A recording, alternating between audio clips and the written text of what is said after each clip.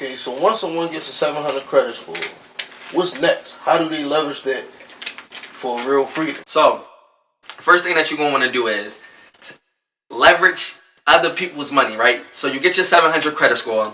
You're going to need a virtual address, right? And I'm going to show you guys how to do all of this. I'm going to tell you exactly where to go at to get all this. But listen, you're going to need a virtual business address. So when people are checking up your company, your LLC, your business online, they will actually be able to find you online, on Google, right? With the virtual address attached to it.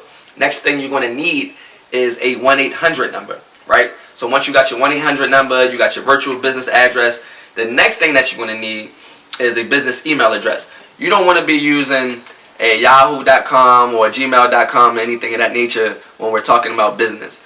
We are going to run our business. Shout out my girl Joy. She always says we're running our business like Walmart, right? Because we're doing major moves. Like, you have to have your LLC structured like a major company at the end of the day, because we're going asking for major money. You can't have your grandmother's address associated to your LLC for two reasons. One, it's public information. You don't want granny's, public information on the internet. And two, it's just unprofessional, right? Like, we are talking about how to leverage a 700 credit score. How to leverage it is by going into the bank and getting you some money. Leveraging it by using other people's money, right? So that's what we're going to do. But to be able to do that, you have to have these things structured properly.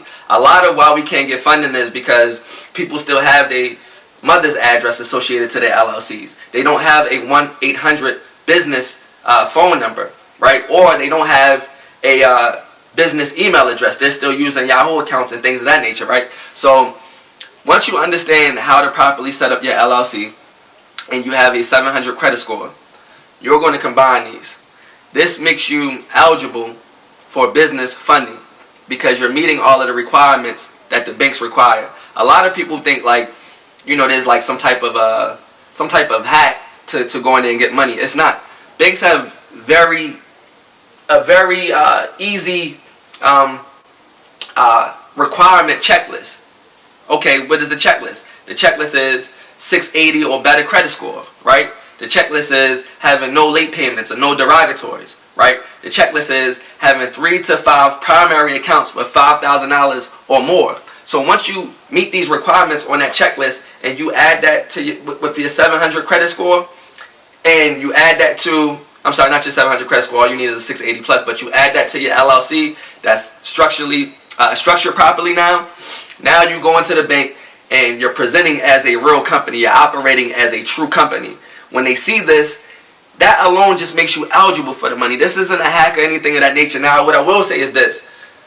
You do need someone that has the bank